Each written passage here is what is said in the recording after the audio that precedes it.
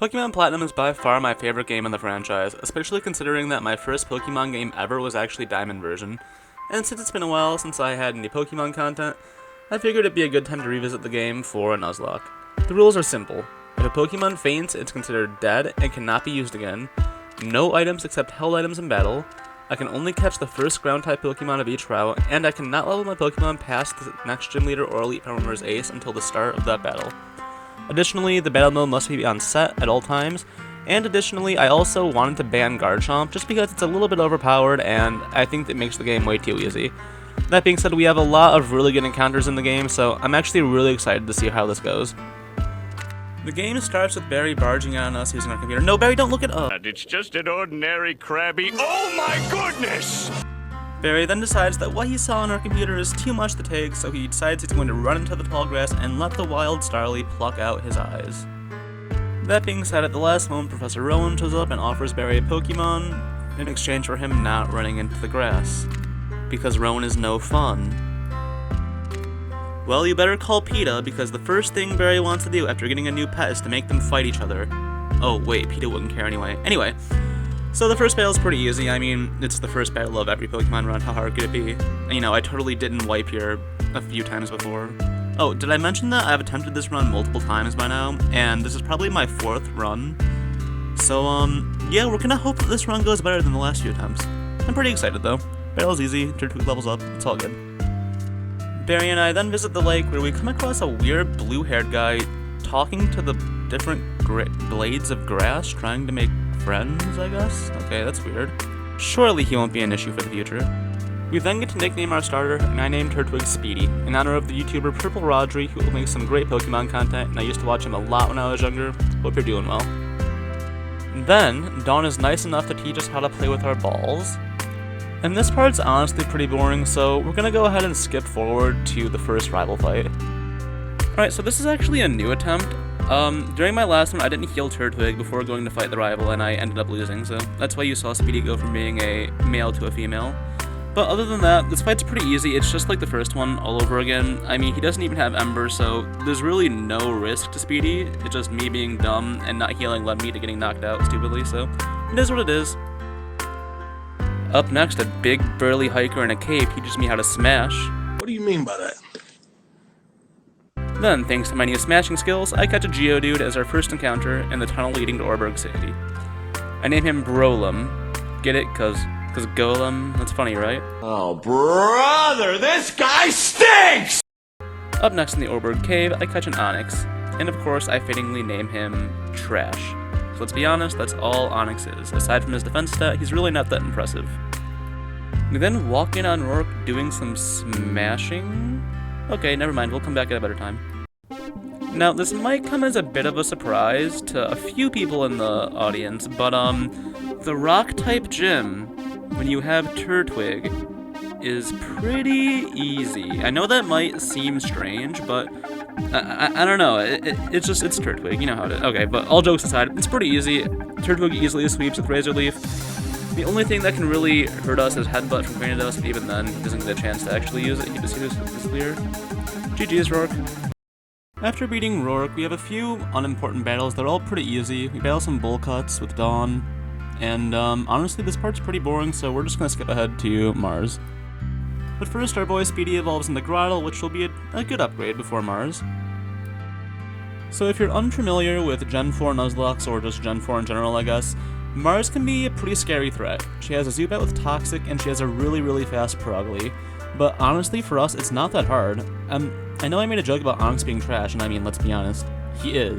But he actually makes pretty short work of Mars. I mean, her Perugly and her Zubat can't really touch us. The only big threat would have been Toxic, but even then, we could have just swapped into Brolem, or, I mean, hell, even Grottle. So, it is what it is. As you can see, Trash really isn't struggling at all against Perugly.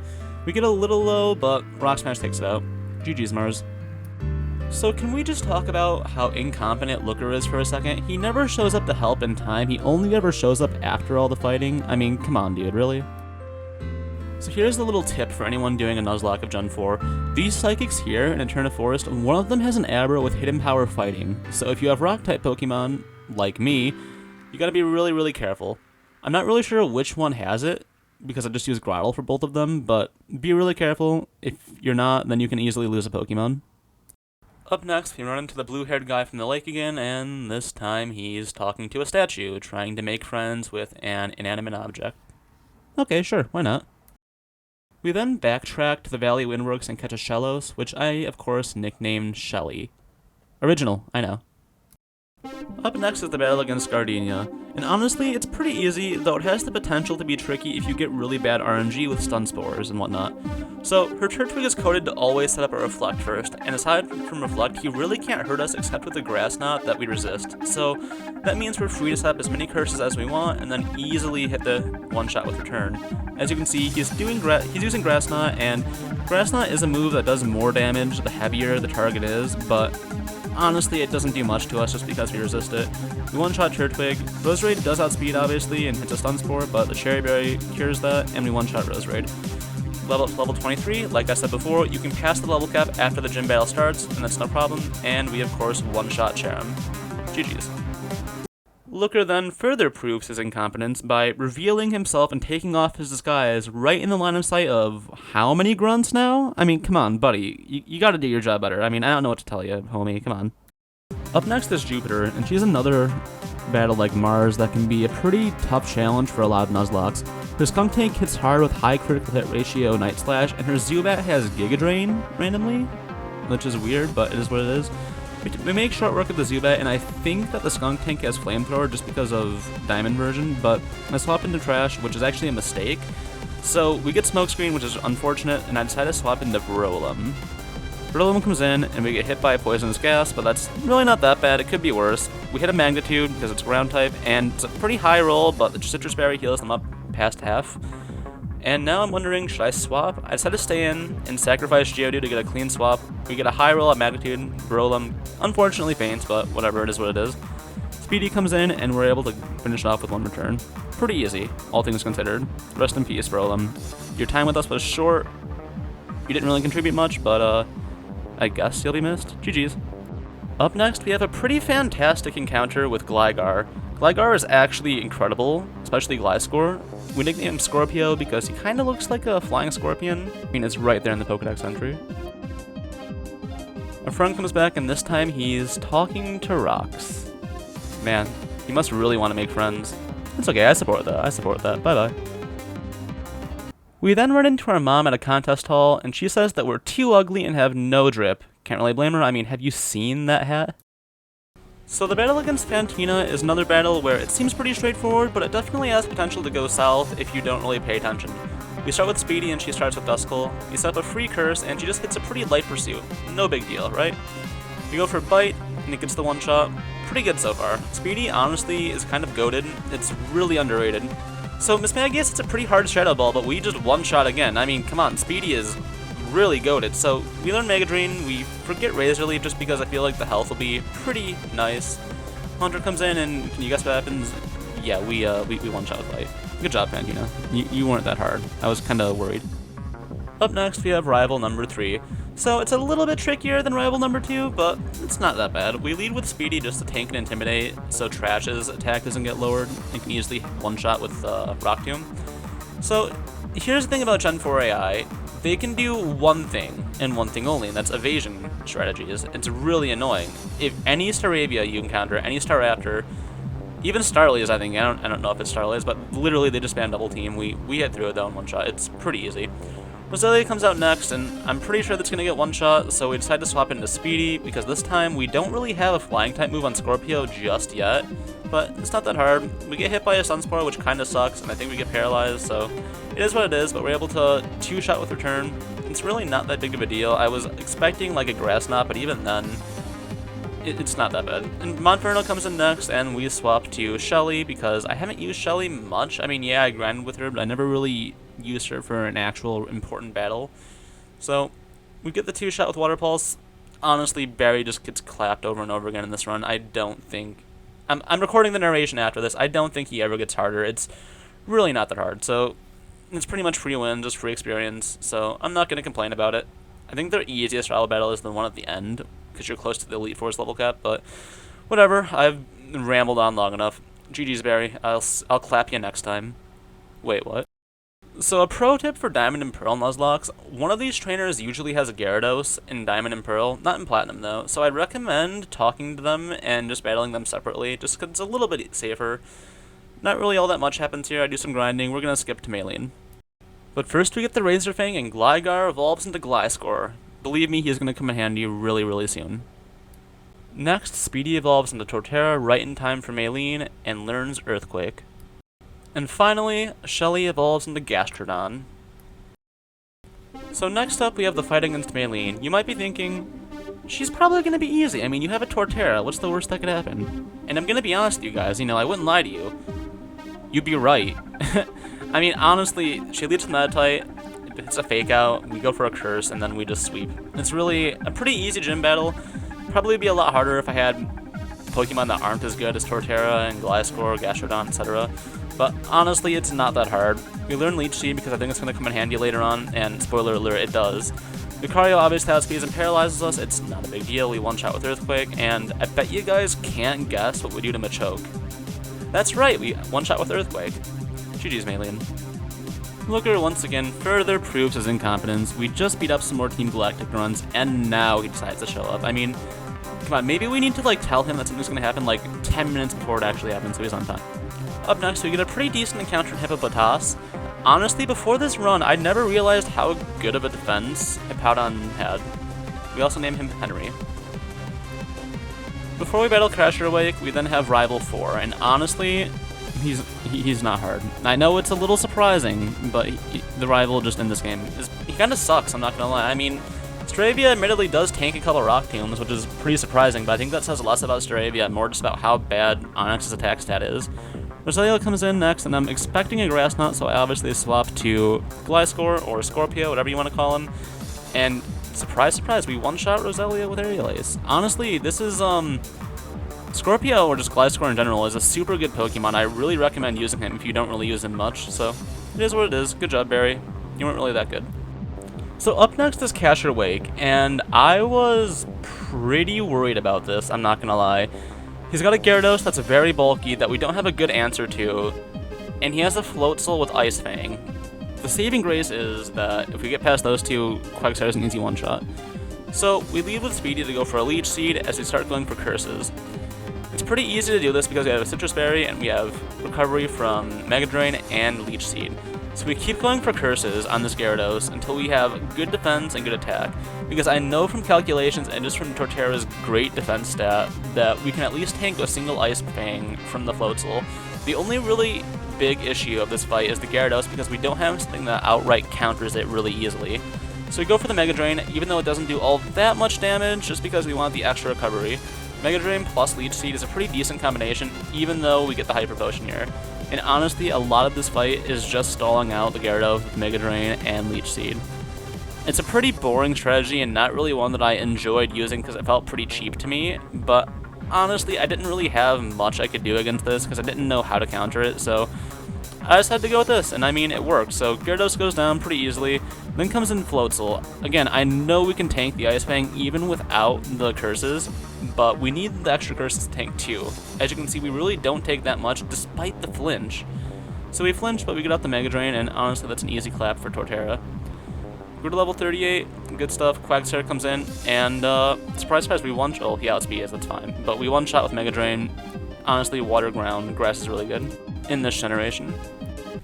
Up next, a bomb goes off, and there is a literal terrorist attack on the Great Marsh. Surely Looker knows about this, right? Maybe I gave him too much credit. Looker didn't even know there was a bomb, and he didn't even hear the explosion. I mean, come on, dude, how did you get this job in the first place?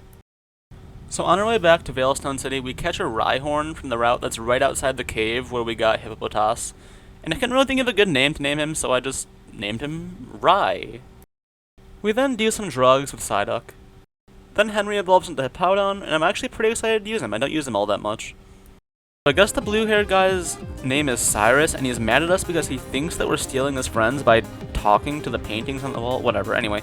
He wants to battle us, and this is actually kind of scary because he has a Sneasel that's really, really fast, and hits pretty hard with Ice Punch, which is super effective against our entire party. We lead with Trash. He sets up a Screech, and then we decide to swap into Shelly. We then get hit by a pretty soft Ice Punch, but no big deal.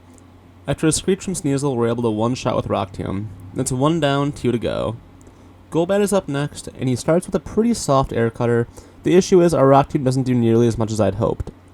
So, next he hits a Supersonic, and then we hit ourselves in confusion. And then of course, Rock Tomb misses. We then need to obviously swap, so I decide to swap to Trash. We come out, get hit by a bite, but then we hit a stab Rock Tomb, which brings Golbat into the red. Cyrus then heals, so I figured I should probably get off a Screech to lower its defense. Then, thankfully, our next Rock Tomb hits, bringing it into the yellow. Supersonic misses, and then another Rock Tomb is enough to knock it out. That's 2 down, and thankfully only 1 more to go. Up next is a hard-hitting Murkrow. We get hit by a hard Nightshade, but we're able to get off a Screech. Then I decide to swap to Scorpio, hoping that it'd be bulky enough to tank some hits. We get hit, but then Steel Wing, then procs his Citrus Berry. The issue here is that I'm not really sure how many more hits we're going to be able to take, so I take a second to decide who to swap to. Henry's defense is high enough to tank some hits, so I ended up choosing him. We send in Henry, gets hit by a pretty soft Drill Peck, it's fine, but we then miss a takedown. But I decide to risk staying in, and thankfully my next attack should be enough to knock it out, but does it? That's the question. I don't want to risk Henry. We survive the Nightshade, and Crunch knocks it out. Jesus. Cyrus will only get harder from here. That's the scary thing. Up next is the Canalave City rival fight against Barry. He ends up leading with Intimidate Staraptor, but it's really not a big deal. I lead with Shelly. It goes for double team, but again, it doesn't really do anything since Ice Beam just one-shots. That's 1 down, 3 to go. Up next is Roserade though, and I know we can't take a Giga Drain because it's 4-time effective, so I end up switching to Scorpio, of course. We resist it, and we're able to one-shot with an Aerial Ace. Honestly, Scorpio is becoming one of my favorite Pokemon, well, aka Gliscor. I know Aqua Jet is coming, so I decide to swap into Speedy. We get hit by an Aqua Jet, of course, then we get hit by a Swift, but then Mega Drain just heals us back up to near full, and full heals like below half, so 1 more is able to take it out. Alright, that's 2 down. Wait, no, sorry, 3 down. I can't. Listen, math is hard, guys. Math is hard. I thought I could one-shot with Earthquake, but of course that doesn't happen. So that's unfortunate. That being said, I decided to play the safe route and just go into Scorpio. We get hit by a soft Aerial Ace, it's really no big deal, and we're able to one-shot with another Aerial Ace. Lastly, it says Infernape. I know we can tank 1 hit, so I decided to go for Aerial Ace, but that doesn't knock it out. I don't want to risk losing Gliscor, like, ever. He's way too good of a Pokemon, so I decided to swap to Shelly, and of course we're able to one-shot with Water Pulse after a soft Brick Break. Easy clap, Barry.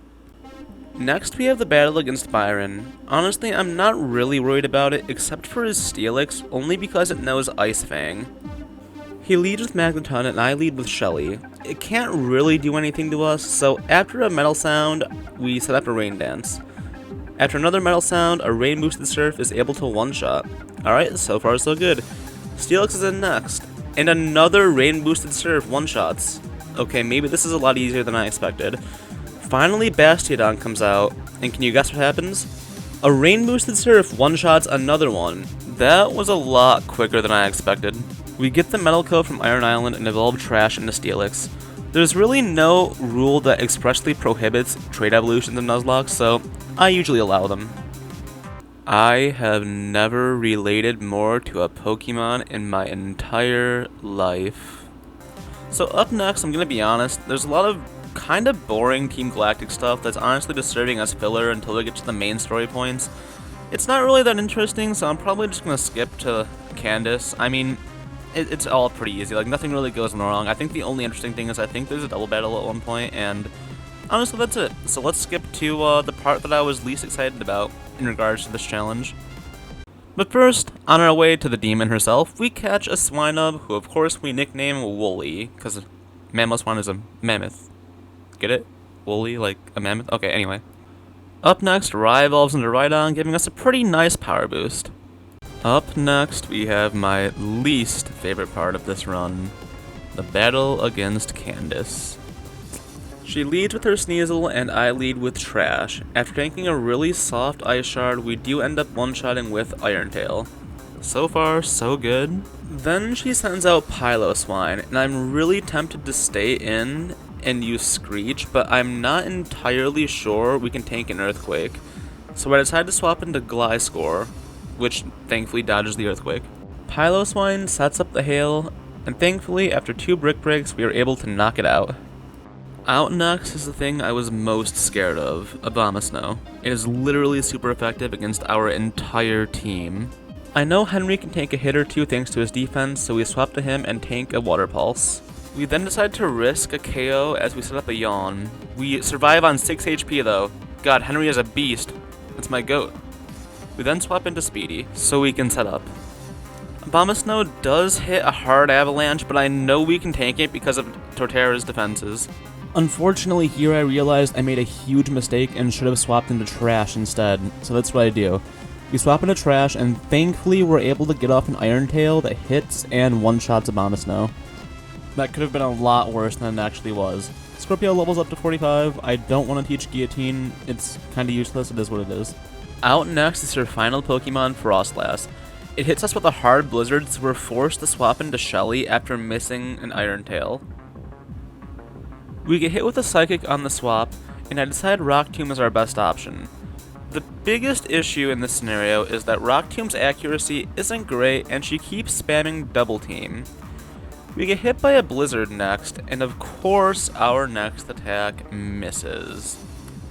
Well, it could be worse, right? Oh yeah, it is worse, and then it happens again. I decide my best bet at this point is probably to take a risk and to swap into Rye. So I decide to do that. We don't get hit on the swap, which is a nice saving grace, I guess. It is what it is.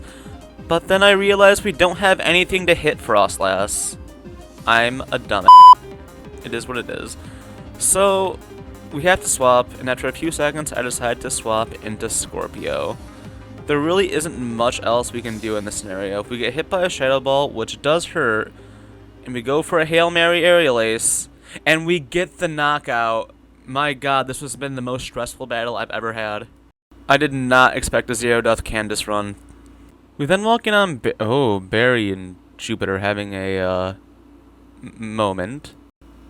Hey, it's you. I bet you don't remember me, but I remember you. Because of you, they took my Clefairy away. My partner called it quits and went back to his whole country. Are we the villains here? Up next is the fight against Cyrus in the Galactic Building. He leads with Sneasel and we lead with Trash, who shrugs off an Ice Punch and hits a hard Iron Tail for the KO. Up next is Crobat. We decide to stay in with Trash, but we get confused and end up hurting ourselves. To make matters worse, Rock Tomb doesn't really deal all that much, but we do lower its speed. Unfortunately, we hurt ourselves in confusion for a second time as we get hit by a light air cutter, but we hurt ourselves again! Thankfully, we snap out and hit a second Rock Tomb, lowering its speed even more. At this point, I do decide my best course is to swap to Shelly. We tank an air cutter, it's not really all that bad, and then we end up knocking it out with Ice Beam. Alright, that's 2 down, thank god. Up next is his deceptively hard-hitting Honchkrow. We tank a Drill Peck, and an Ice Beam procs his Berry. I know for sure Shelly can't take another hit, so I decided to swap into Henry, given the fact that his defense is so high we should be able to tank a few hits without being in too much danger. After shrugging off a few light attacks, we end up setting up with Yawn. But I forgot that he has insomnia, meaning he cannot fall asleep. I decide to stay in and hit a soft crunch as Honchkrow takes us into the red. I know Henry can't survive another hit, so I eventually swap to Rye. And we go for a Stone Edge, which, of course, ends up missing after the full restore. We stay in, shrug off a Faint Attack, and thankfully our next Stone Edge hits, thus putting an end to the Honchkrow. It will only get worse from here, I promise.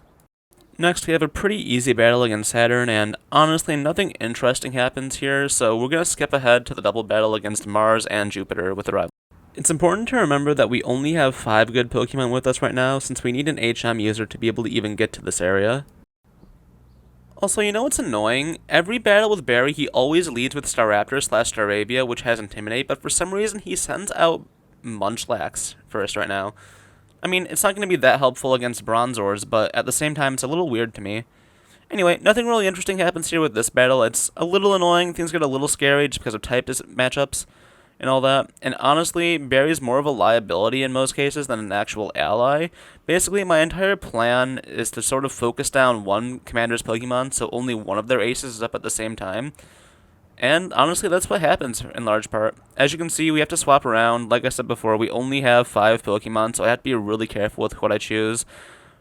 Thankfully, it seems like they're more concerned with taking down Munchlax, and I will say it's nice that Munchlax got the paralysis on the Golbat. It'll help out a little bit as we bring it down to the red. It's also important to remember that one of these Golbats will have Giga Drain. I'm not sure why, but Jupiter's Golbat, or I guess Zubat in Eternity, does actually know Giga Drain, so that could be really, really bad for Shelly.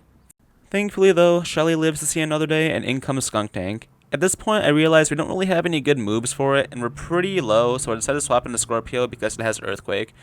Barry's Munchlax goes down, we get hit by Extrasensory. Nothing really bad happens. I felt kinda bad because we ended up knocking out Infernape along with Skuntank, but it's fine. It's the sacrifice for the greater good. But, of course, Skuntank doesn't actually go down, but one more Earthquake will do it, so I'm not really all that worried here.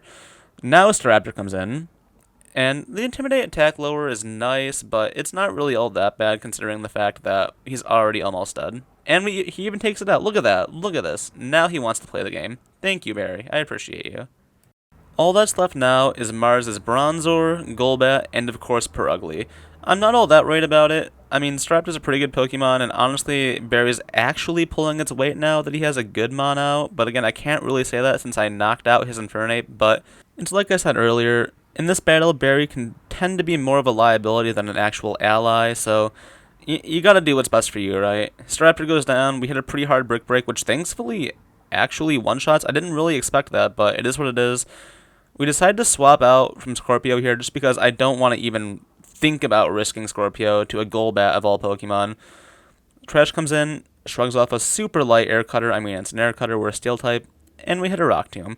It's really not that bad. This fight could have gone a lot worse depending on the situation, but we got pretty lucky. That being said, at this point I was really worried that all of our luck might have run out as we are about to fight the strongest trainer of this run. No, it's not Cynthia. Distortion World Cyrus is probably the scariest boss in this fight for the run that I'm doing, next to Candace, of course. I spent a solid 2+ hours trying to prepare for this fight, just because none of my team really counters Gyarados well, but I think I have a good strategy that might be able to pull us through this. I know that he always leads with Houndoom, and the second Pokemon he sends out entirely depends on what you use to kill Houndoom, so we leave with Scorpio to bait out Weavile, which is all according to plan. I then swap from Scorpio over to Trash. I know Trash can tank at least 2 or 3 hits from Weavile, if not more, so we take an Ice Punch, and then we go for a Iron Tail, which knocks out Weavile. Alright, that's one threat down, but then Gyarados comes out, and honestly, his time has come. It was always intended for Trash to go down here, to get a clean swap into a different Pokemon. Thank you, Trash. I will appreciate your sacrifice forever. We use Trash's death to get a clean swap into Henry, and I know that thanks to his defense, we'll at least be able to tank one Waterfall, and as long as we don't get a flinch, we can set up a Yawn. Thanks to the Yawn, we can then swap into Torterra, who I know can tank at least one Ice Fang thanks to his good defenses as well. That being said, he does go for a Waterfall, which is even better for us since we resist it. Gyarados falls asleep, and I take the time to set up a Leech Seed to get more passive recovery. Thanks to the chip damage from the Sandstorm and the Leech Seed, we're able to get even more damage than we would normally. I then swap into Shelly, and thanks to the chip damage from Sandstorm and Leech Seed, one Rock Tomb is enough to knock out the Water Onix for good, thus eliminating the most worrying part of Cyrus's team for me.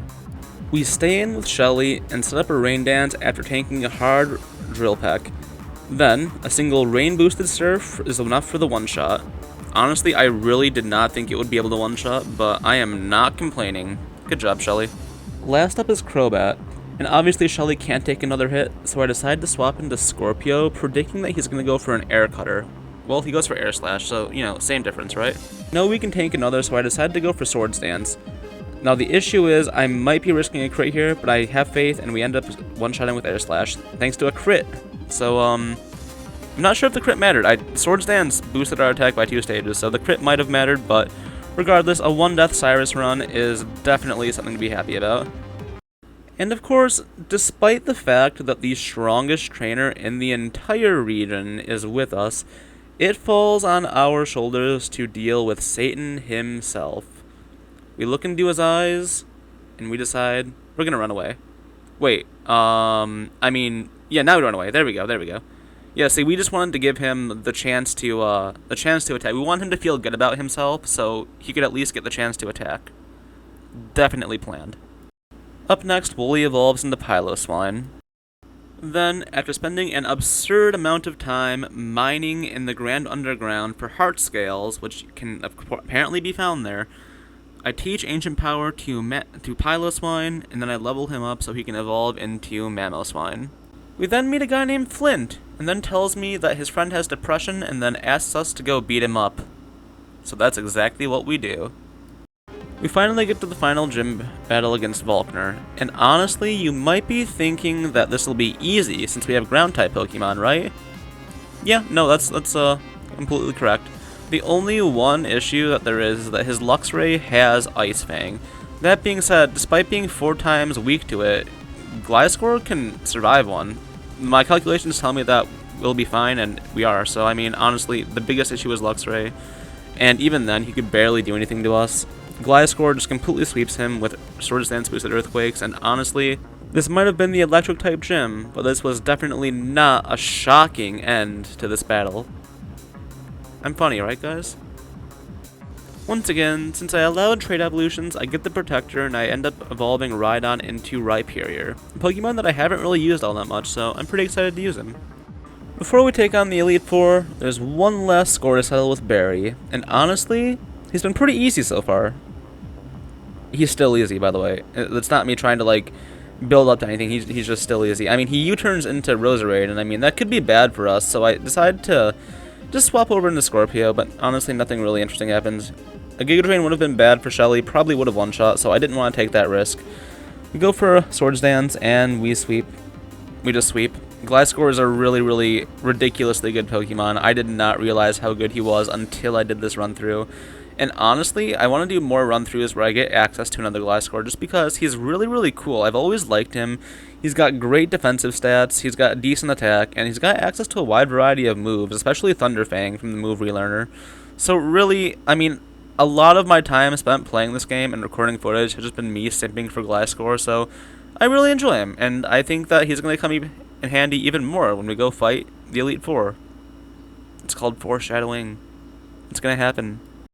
We finally get to the Elite Four, and Aaron the Bug-type user is up first. Now, generally speaking, up until I think Gen 5, I could be wrong, the Elite Four is really easy, because generally if you're doing a Nuzlocke, you're leveled up to the level cap of the final Elite Four member's ace, so in this case, 59 to match that Evolution Skill Aid, meaning we have quite the level advantage over Aaron.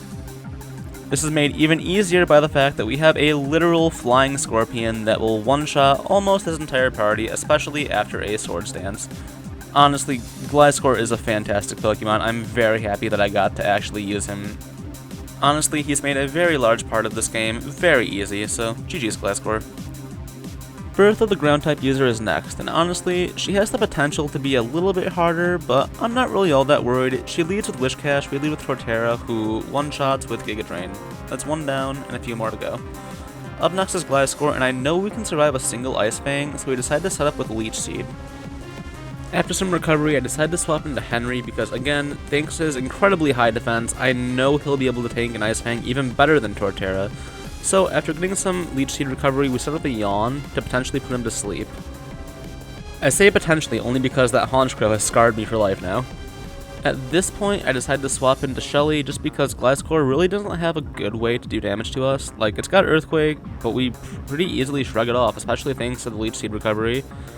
We then use Rain Dance, get some more recovery, and despite the fact that I set up Rain Dance, for some reason I went for Ice Beam, but whatever. You know, it gets the job done regardless. It's easy. Unfortunately, at this point, I forgot that Hippowdon will set up Sandstream, and I went for a Surf without setting up Rain Dance. I'm not really sure what happened there, what was going through my mind, but, I mean, we one-shot regardless, so it is what it is. Against Golem, I decided to keep Shelly in, even though that's risking a crit, but we get a Surf for the one-shot. Honestly, it's going by a lot easier than I anticipated. At this point, I know Shelly won't survive another attack, especially from Rhyperior, so I decide that it's time to give our own Rhyperior some screen time. I haven't really used one in a long time, so I'm pretty excited. You shrug off a really light Avalanche, but a Hammer Arm does a lot less than I expected it to do. And then Earthquake takes us into the red, and I know we're not going to outspeed, So it's time to swap. The issue is I don't remember what attacks Wooly has. So I take a second to check, and we have a good attack. So we decided to swap into Wooly. Listen, my memory, it's not that great. I can't really defend that there. So we swap into Wooly, and we knock it out with an Ice Fang. Alright, pretty good. Was a little messy, but that's Bertha. Third up is the Fire-type user Flint, and unlike in Diamond and Pearl, he actually has a full team of Fire types. Now, that's generally seen as an upgrade, but in this case, it's a nerf. We send out Gliscor, and we go for our Swords Dance, and can you guess what happens? Yeah, Gliscor sweeps him.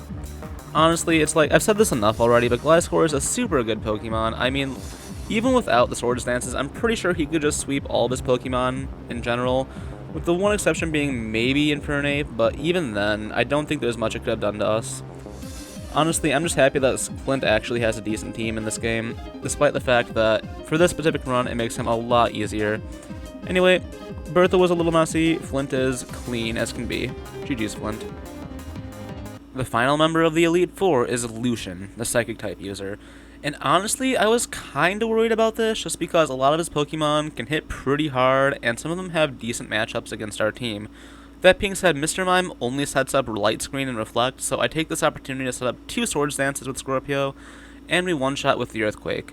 So far so good. Next up is Espeon, which also goes down to a single Earthquake. Are we surprised? No, I mean, it's 2 Swords Dances, and it's a Gliscor. There's very little Lucian can actually do. Surprisingly, though, Bronzong tanks the first Thunderfang really, really well, and then the next one high rolls and then one-shots. Alakazam, though, is extremely scary. We almost go down, but we survive a Psychic to one-shot it with Earthquake. At this point, I wasn't really sure if Gliscor could outspeed Gallade, so I decided that the safest option would be to swap Pokemon. So I decided to swap into Rai, because I knew he could tank a hit pretty easily. The issue being is the fact that Drain Punch and Leaf Blade would hit really, really hard, but I had to risk it. I had to try and stay in, and thankfully it paid off. I'm going to assume he's going to go for Leaf Blade here, so I decided to swap into Torterra, but he goes for Psycho Cuck, but it doesn't really do much. We survived 2 pretty... Oh, but there's a crit. Nah, we're fine. Honestly, could have gone a lot worse, but we win. Honestly, Gliscor really bailed us out there. It could have been a lot worse without him. Up next is the infamous run-under herself, Cynthia. As always, she leads with Spiritomb, and we lead with Scorpio. We outspeed and go for a Swords Dance, and Spiritomb hits a pretty hard Dark Pulse, but it's not that bad. We're then able to one-shot Spiritomb with Earthquake for the first KO. Alright, so far so good. Next up is Milotic, and I think we can one-shot with a... And we do. Honestly, Milotic's defenses are pretty high, so I wasn't really sure. Togekiss is next, who also goes down. Oh, never mind, he survives. Well, we bait out with 4 Restore, and that's fine. We go for another Thunderfang, and I know we can outspeed at this point, so Togekiss goes down to another Thunderfang. Up next is Garchomp, though, and that is the run-under himself. At this point, I'm fairly certain we won't outspeed, so I decide to swap to Shelly, who gets hit by a hard Dragon Rush, and then a second one to knock her out, bringing the death total to 3 so far. This is really bad, but we have Wooly just in case. He is the designated Garchomp killer, but he gets hit by a massive Flamethrower, but we survive to knock it out with a quad-effective Ice Fang. Nice job, Wooly. Lucario is next, and I know that we're going to need Wooly later on for the Roserade, so I decide to swap into Speedy. So Speedy comes out, and we tank a pretty hard Aura Sphere, but honestly, it's not that big a deal. I know we can tank another one, so we decided to go for Earthquake. We would have died to a crit there, so thankfully it didn't happen, but we're good. We one-shot with Earthquake. Now Roserade comes out, and I'm thinking, well, we have Wooly, but instead we also have Scorpio, so we should be alright. Oh my god, we're not. Okay, that's a crit. Oh, Wooly, I guess it's your time to shine, buddy. At this point, I wasn't really sure if an Ice Shard would actually be able to one-shot, and if it didn't, we'd be down another Pokemon. But I need to risk it. We go for Ice Shard, and we get the one-shot. I could have... Gliscor's death was entirely preventable had I just thought about Ice Shard high rolling. Honestly, maybe it wasn't even a high roll. Maybe that was just base damage. Like, I mean, it's a priority move, so I always would have gone first regardless, but that's unfortunate. Maybe that crit against Gliscor mattered, maybe it didn't. That's really, really unfortunate. It's sad that we lost, like, one of our best Pokemon right at the end. Also, there was a bit of an issue with the overlay. I was, like, adjusting it as I was playing through it. At some point, it says 6 sets. It's not true. I think we only had 4, but it is what it is. Honestly, this run was kind of a pain in the at times, but I really enjoyed it. Gen 4 has always been my favorite gen. I am incredibly biased since Diamond version was the first version I ever played, but I'm really excited to do more runs. I think I might do a Johto run next, so look out for that video. Just a reminder, I do stream variety on this channel every week. I'm thinking like around 3 or so plus days a week, so I've been having a lot of fun. Love talking to you guys. You guys are the best. Thank you so much for watching, and if you enjoyed the video, please feel free to leave a like, subscribe, and maybe a share. Anyway, I will see you guys in the next video. Hope you guys stay safe and healthy. Take care.